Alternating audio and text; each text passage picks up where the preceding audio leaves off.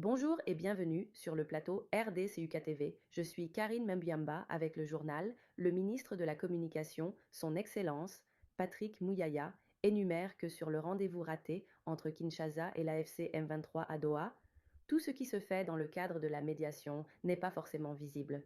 Les délégations du gouvernement congolais et de l'AFC M23 ont toutes deux brillé par leur absence, vendredi 8 août dernier, à Doha, au Qatar, où elles étaient attendues pour la poursuite des discussions après la signature, le 19 juillet passé, de la Déclaration des principes.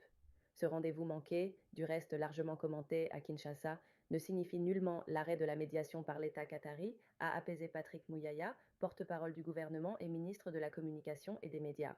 Au cours d'une émission Congolais Téléma, Congolais, tiens-toi debout en Lingala, diffusée en direct de la chaîne nationale RTNC, Patrick Mouyaya, qui revenait sur les orientations du président de la République et de la première ministre lors du tout premier conseil des ministres de Souminwa II, a expliqué que la médiation ne se fait pas forcément à la place publique. Le porte-parole de l'exécutif s'est par ailleurs réjoui des effets produits par son communiqué du dimanche dernier d'avant la reprise des pourparlers, ayant poussé Doha à travailler sur une ébauche.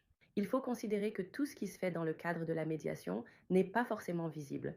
Mais ce que je peux vous dire aujourd'hui est qu'à la suite de la communication qui était sortie hier, le médiateur qatari a travaillé sur une ébauche, parce que c'est la médiation qui prend l'initiative de faire avancer les parties parce qu'il connaît les cahiers de charges. Et je pense que cette semaine, nos équipes vont se rendre à Doha pour continuer la discussion dans un cadre où, pour nous, les lignes rouges sont fixées, respect de l'intégrité territoriale, de la souveraineté, conformément à la Constitution, a-t-il déclaré. Bien avant la reprise des négociations entre Kinshasa et l'AFC M23 à Doha, le gouvernement congolais a renouvelé sa reconnaissance au Qatar pour son engagement constant en faveur d'une médiation discrète et efficace qui demeure essentielle à l'aboutissement du processus de paix. La déclaration des principes, qui doit déboucher sur un accord de paix dans l'est de la RDC, dirigé désormais en grande partie par les rebelles, exige un cessez-le-feu immédiat et la libération des prisonniers de deux parties. 2 jours après la signature de ce texte, le Comité international de la Croix-Rouge avait exprimé sa disponibilité à faciliter la libération de personnes détenues et par l'armée congolaise et le mouvement rebelle de l'AFC M23, ce que la rébellion avait imposé comme l'une des conditions pour son retour à Doha.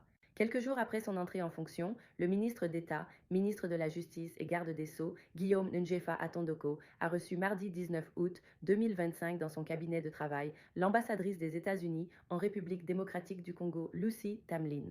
Les échanges entre les deux personnalités ont porté sur la coopération bilatérale entre la RDC et les USA dans le domaine judiciaire, avec un accent particulier sur la lutte contre la corruption. Je viens de m'entretenir avec le nouveau ministre de la Justice. C'était une opportunité pour le féliciter et aussi pour savoir quelles sont les priorités du ministre et de son équipe. On a eu un très bon échange et il a souligné l'importance de la lutte contre la corruption, qui est aussi quelque chose dont nous attachons beaucoup d'importance, mais aussi l'engagement pour avoir un état de droit digne de ce nom, a déclaré la diplomate américaine à l'issue de l'entretien avec le nouveau garde des Sceaux congolais.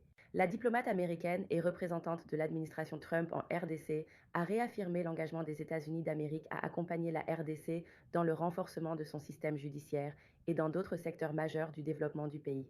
Je lui ai dit qu'il peut compter sur les États-Unis d'Amérique, un pays où nous avons aussi beaucoup de respect pour l'état de droit. Et quand il s'agit de la coopération judiciaire, on est là, on veut avoir un état de coopération très riche. Nos attentes, nous aurons une bonne coopération avec lui, mais aussi qu'il puisse vraiment réussir avec ses priorités, surtout la lutte contre la corruption, a rassuré la diplomate américaine accréditée en RDC. Le nouveau ministre de la Justice fait face à de nombreux défis. Le plus grand chantier concerne l'impunité des crimes économiques, notamment les soupçons de détournement et de blanchiment de capitaux. De nombreuses personnes sont détenues depuis des années, sans régularisation de leur détention, simplement parce qu'elles ou leurs familles n'ont pas satisfait aux exigences pécuniaires des magistrats. La lenteur de la justice, les délais rarement respectés et l'interférence de certaines autorités politiques sont également des problèmes majeurs qui impactent l'indépendance de la magistrature. Le président Félix Tshisekedi a souvent exprimé son insatisfaction concernant l'état de la justice en RDC. Il a notamment déclaré l'année dernière: J'ai besoin d'une justice qui est correcte, qui est efficace. C'est sur cette justice que nous bâtirons l'état de droit que nous voulons, cet état qui va transformer le Congo. Tshisekedi a souligné que la justice pourrait être considérée comme la tache d'huile sur son premier quinquennat. Le nouveau ministre de la Justice aura la mission de mettre en œuvre les différentes recommandations issues des États généraux de la justice organisés par son prédécesseur Constant Mutamba. Guillaume Ngefa Atondoko Andali aura également pour défi de stabiliser les relations entre le ministère de la Justice et le Conseil supérieur de la magistrature, CSM, relation qui a été tendue durant tout le règne de Constant Mutamba à la tête de ce portefeuille.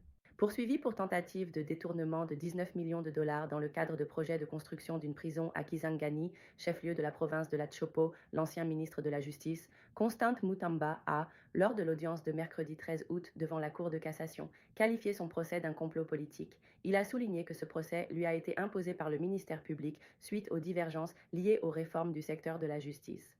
Ce procès me fait penser à un syllogisme simple. L'on demande au ministre d'État, ministre de la Justice et garde des Sceaux de construire une prison. Le ministre s'active à construire cette prison et on conclut par la suite en disant que le ministre de la Justice a détourné les fonds destinés à la construction alors que ces fonds sont logés en banque. Toutes les autorités ont été informées.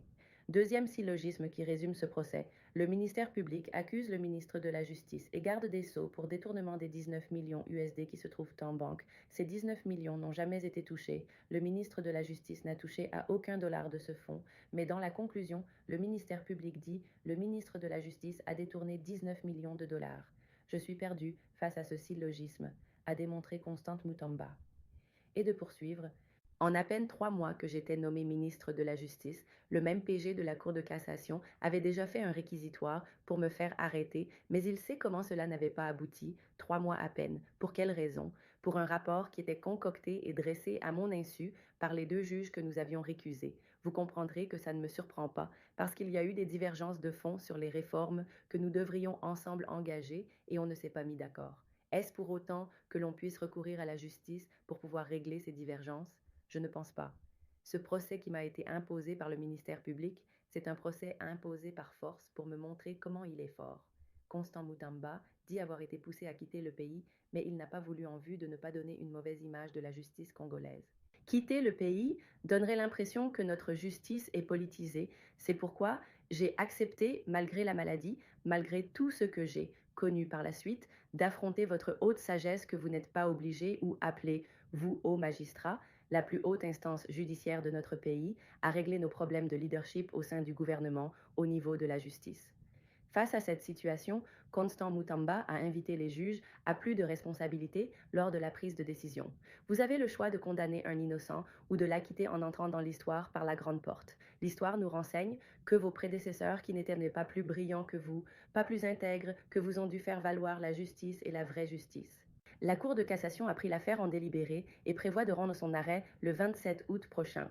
Dans son réquisitoire, l'avocat général Sylvain Kalwila a demandé à la Cour de le condamner l'ancien ministre Constant Mutamba à 10 ans des travaux forcés, assortis de 10 ans d'inéligibilité après avoir purgé la peine, de privation du droit à la libération conditionnelle, ainsi que de son exclusion des fonctions publiques.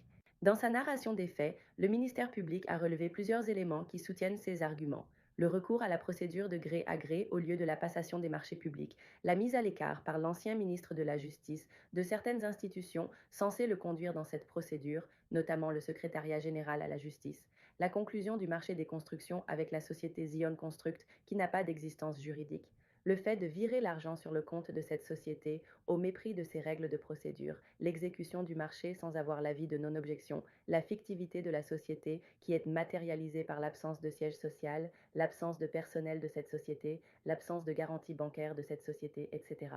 Sur le plan du droit, l'organe de la loi a soutenu que l'acte de détournement a été posé par le prévenu dès l'instant où l'argent a quitté le compte Frivao du ministère de la Justice pour le compte de la société Zion Construct. Pour l'élément moral, le ministère public a soutenu d'abord que le prévenu est un praticien du droit, ayant la connaissance des règles des marchés publics, mais a pourtant procédé en violation de la procédure prévue en la matière. Il a aussi soutenu l'intention frauduleuse par le fait de procéder, alors que le Conseil des ministres ni la Première ministre n'avaient validé de contrat et sans avoir obtenu l'avis de non-objection. Il a aussi ajouté à cela, notamment l'inexpérience de la société choisie et l'inexistence de cette dernière.